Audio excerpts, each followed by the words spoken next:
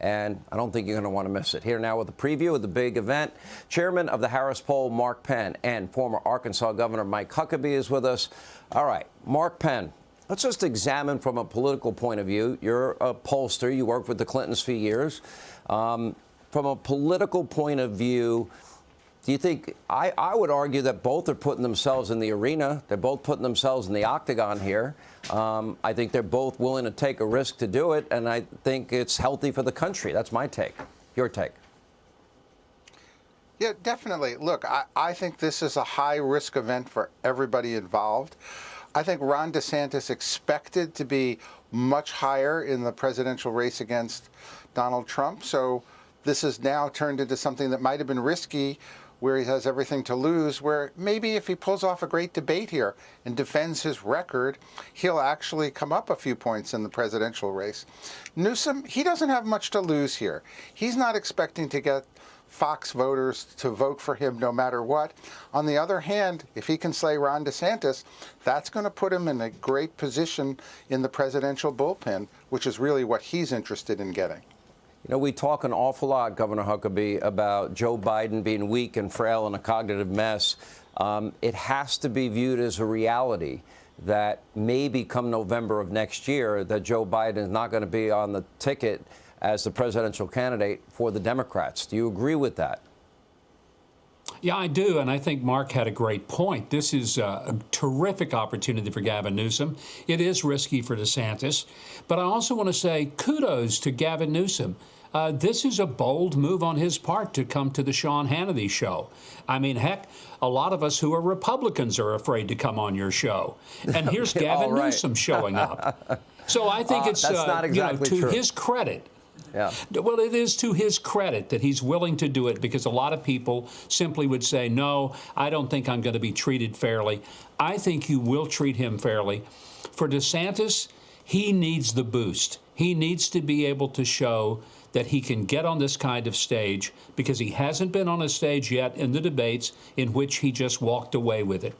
So his numbers have not moved. They've, if anything, declined since he first got in.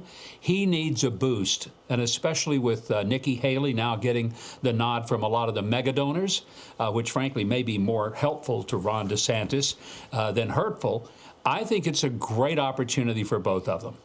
You know, Governor, tell me if you think my thinking is right on this, because going into this, as I've been preparing for this debate and reading volumes and volumes of material, background, positions, et cetera, looking at their records, you know, what really fundamentally, I don't think a lot of the questions will be that big a surprise, because my mindset is on the fact that states can have an even bigger impact on people's everyday lives, and their policies can have an impact on people's everyday lives than anything else. And you're looking at two diametrically, two opposite political points of view here, two different governing philosophies. I don't think they could be any more different. And they also seem to, I don't know if it's real or not, but they don't really seem to like each other very much. But I really want to know, you know, which policies work best for people. You were once a governor. What would you like to hear in this debate? Well, I think they both need to explain their philosophy of government. What is the role of government? They come at it from a very different point of view. Our founders had this brilliant idea called federalism, in which the states would be the laboratories of democracy. We would find out what works and what doesn't. We wouldn't make a national mistake and subject all the states, now 50 of them, to a disaster.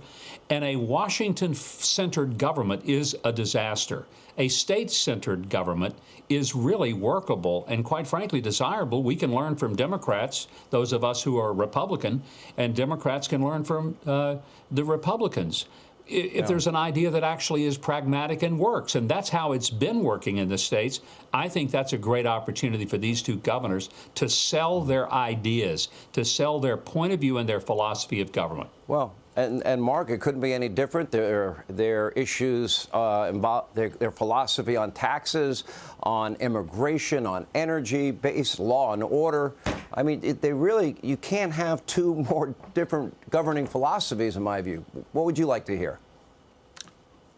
Well, and yet they both got reelected in their states. Look, I think, Sean, you have an incredible opportunity to bring America back to real, substantive debates. I think America, I go back, whenever I feel blue about politics, I go watch the Kennedy-Nixon debates. And they were incredible debates about real policies. I think you have an opportunity, whether it's on tax, whether it's on funding, whether it's how you run and what you do with big cities. You have an incredible opportunity to educate America. I think this is going to be great TV. Well, and I wrote Gavin in a text, in spite of his team claiming over and over again, it's going to be 2-on-1, maybe even 3-on-1. I'm like, 3? There's only going to be 3 of us in the room. The reality is, I'm not debating. I'll be asking the questions. They get a chance to exchange the ideas. So hopefully everybody will be watching, and it'll be worthwhile. I think there's an opportunity for everybody here.